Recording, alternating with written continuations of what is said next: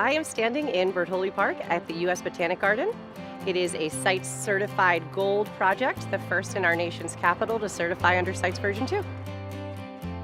The Sustainable Sites Initiative is a program that really helps people who are working on landscaping and land development think about how to be sustainable in that process, all the way from design through the actual construction process.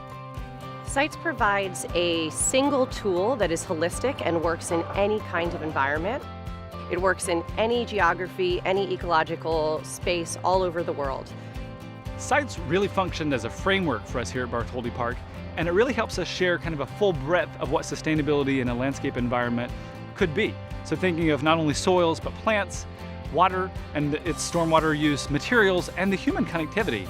And Bartholdi Park is able to bring all 5 of those sustainability components to life.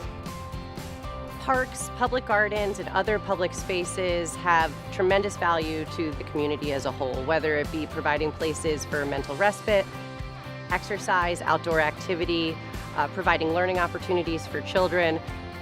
People need places to connect with plants. And if we have a space that can be both beautiful and functional, and maybe even teach them a little bit in the process or inspire them and engage them, I think we're really doing something powerful in that.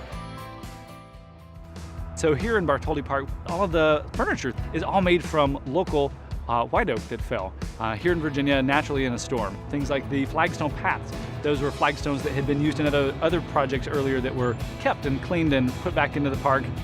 So we're really focused on reusing materials and sourcing locally as much as possible. We have 10 new rain gardens that were built into this park in the process. They actually can handle way more water than would come down in a typical DC area storm. So when we were thinking about plants as part of the Sustainable Sites Initiative, using natives and non-invasives, that's a really key component. So we were really focused on sharing that native plant story throughout the park.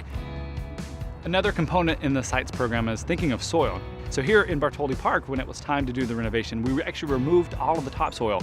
We preserved it offsite, amended it with some additional organic compost, and then when it was time to put it back in, we moved it back into the park as one of the final components. We are very fortunate to be one of the most visited public gardens in the US.